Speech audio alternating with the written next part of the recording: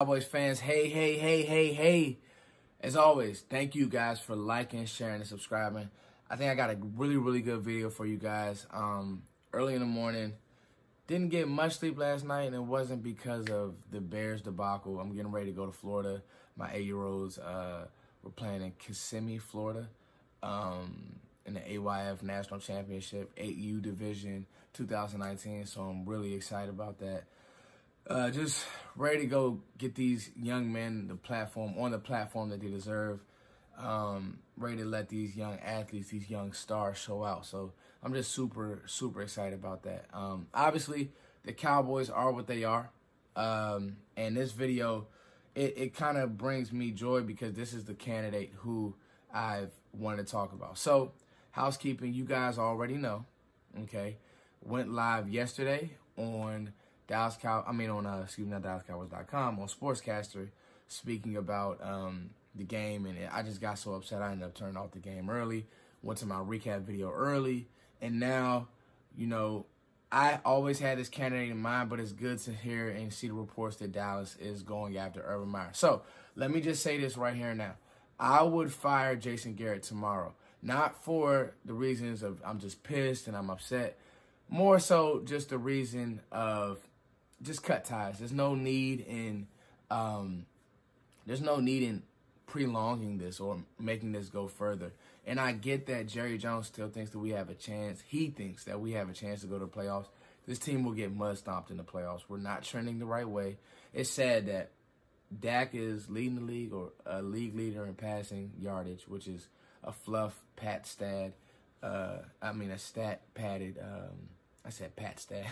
stat padded stat, because Dak, that's a whole nother video.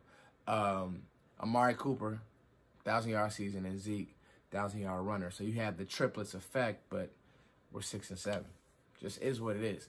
I think that the relationship, not only between Garrett and the players, I think that Garrett has quit on the team. I think Garrett is over it. He's been working for a guy, employed for a guy who's basically tried to control him. And it's worked for a while. You've been mediocre for a while. But the problem is you've stripped Jason Garrett of so much that he doesn't have any life. He rarely had any to begin with, and now he has none.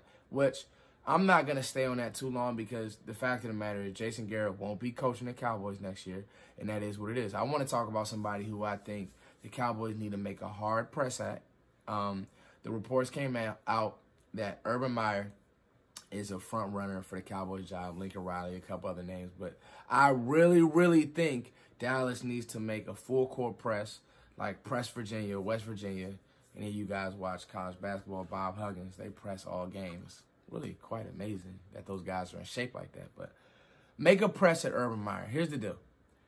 He's one of the few coaches in college football that have won a major championship at two places, at Florida and at Ohio State. And amongst the scandal, the whole nine, with the abuse, the spousal abuse, he stepped away from the program. He's actually still serving as a assistant AD. The Ohio State's still good. All right, so he left them in good standing. I was on with Voch last night, and it just feels like everybody who comes from Urban Meyer was always either good or decent in the league. Now, I get that Aaron Hernandez was on that Florida team, and they call that Florida team the criminal team, and this, that, and the third. But if you really think about it, those guys can play ball. He has an eye for talent. Now, the recruiting battle and recruiting is totally different. It's very different than, you know, salary cap in the NFL. But the one thing that I'll say about Urban Meyer is he's a culture guy. He really is a culture guy. You look at his win percentage, it's quite amazing. 83-9 as a head coach. That's pretty awesome. Bowling Green, let me see. No, excuse me, I said 83-9. That was at Ohio State. That's good as well. But 187 wins, 32 losses is his overall. Started off at Bowling Green. All right, I wrote some notes early this morning, y'all. Then ended up going to Utah for 2 years. Had who was Alex Smith on that Utah team. Alex Smith ended up actually being a #1 overall draft pick. He had a good career. Alex Smith had a really good career in the NFL.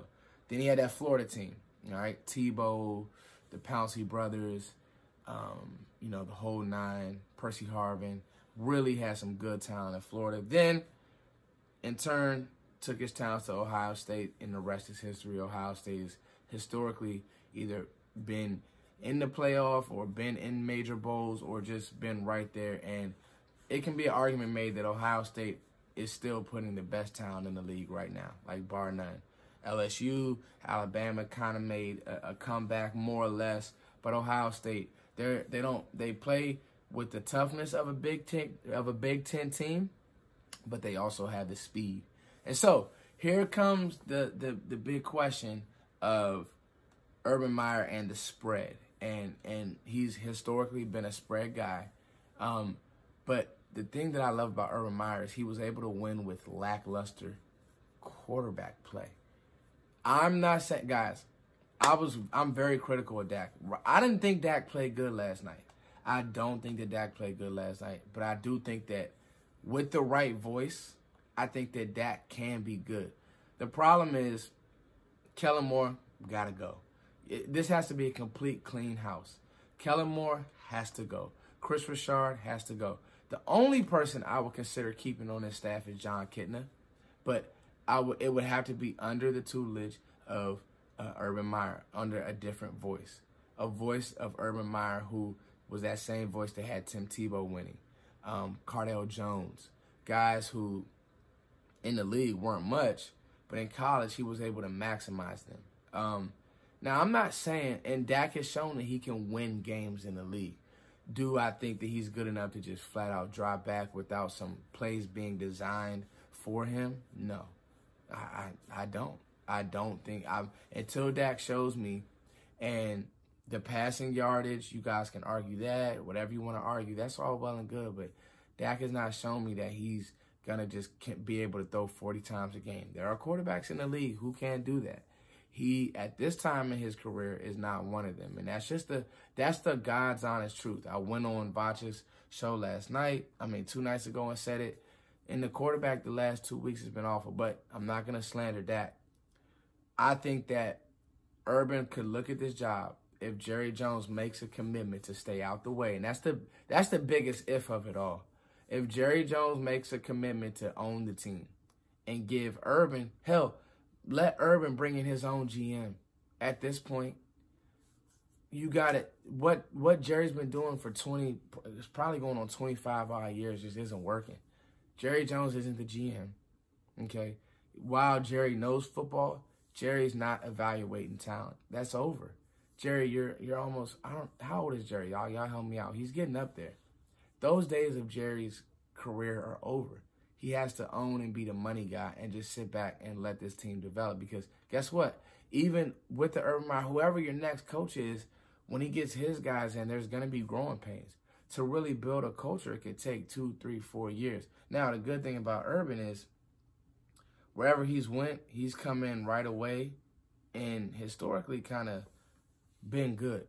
But that's at the college level. Now, I'm a firm believer. If you win, if you're a winner, you're a winner. Winners always find a way. Losers always find a way. All right? Losers find a way to lose or be kind of in it or be kind of average. Winners find a way to win. But again, you look at guys like Nick Saban who they just couldn't figure it out in the NFL. Go to the college ranks and are consistently the best. And that doesn't mean that Nick Saban isn't a good coach. It just means that when you have bad ownership and a bad culture and and you can't even overcome it, like Nick Saban just said, there's literally nothing I can do at Miami. I got to get out of here. And then you look at, and see, this is kind of why I was scared of I don't want to just get into this fire. Like, Urban Meyer needs a 10-year deal. It has to be that extreme. Whoever your coach is going to be, he needs a 10-year deal. The same John Gruden deal. He needs that. He needs the keys and let him drive. Because when you look at a guy like, let's talk about Bill Belichick. Cleveland gave up too early. Look what happened in it's probably longer than 20 years now. Cleveland is still hiring bad coaches.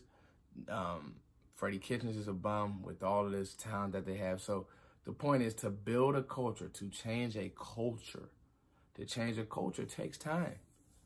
And as a fan base, we've been patient this far. We're going to have to be patient, because if you want a guy who, now he has had, you know, some scandal, and he's been known as a guy to kind of turn the other cheek to some stuff.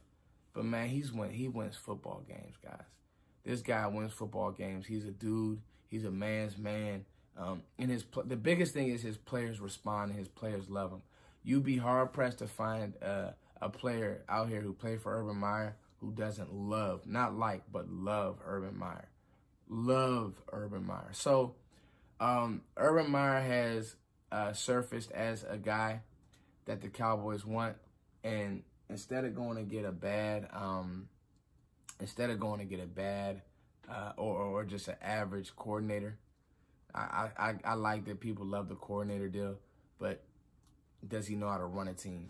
I would be hard pressed to say, yeah. So, and Lincoln Riley, yeah. Urban Meyer's my guy. All right, Mike McCarthy, I had some interest there. Joe Rock can tell you that, but you know, Urban Meyer's my guy. Hey guys, enjoy this morning. I know, listen, it's tough. It's tough. This one was tough because it was just like, damn, we got bullied. You got the snot beat out of you by the Bears, bro. That sucks. You know, the game wasn't as close as the score. Dak's stats, don't believe those. They lie. We have the #1 offense. Don't believe that. We're not the #1 offense. So, anyway, Cowboys fans, we are where we are. It's time to really think future and just prepare yourself for that. I'm going to start getting the draft stuff because it is what it is. This season is over, period. This season's over, guys. It is what it is. But Urban Meyer is somebody who I think can come in, can at least turn the arrow from here to here, and then it can start going back up. It's your boy, Foots the King, as always. Thank you for liking, sharing, and subscribing. Y'all pray for me. Pray for safe travels. Don't stress too much, Cowboys fans. It is what it is. We literally have no control over any of this. So we just got to sit back, watch, and analyze these moves. Peace. All right, guys, I want to talk about cableforcheap.com. Listen, I stand by this product. Point blank, period. This is the best thing since sliced bread. I'm telling you now, the split screen, the sporting events, the pay-per-view, the movies, I put it like this. I can't even get the words out because I'm that excited to tell you guys about Cable for Cheap. All you have to do is look at the link in my description, and it explains everything that you'll need to get signed up. The packages are outstanding, especially considering what you're going to pay for regular cable, all these other subscriptions. Nothing will have the amenities and the works and the split screen and everything that you need in one place. Cable for Cheap, live sports. If you love NFL, NBA, NHL, hockey, movies, anything you could think of, Cable for Cheap has it. You guys need to get it. Click the link in my description. Peace.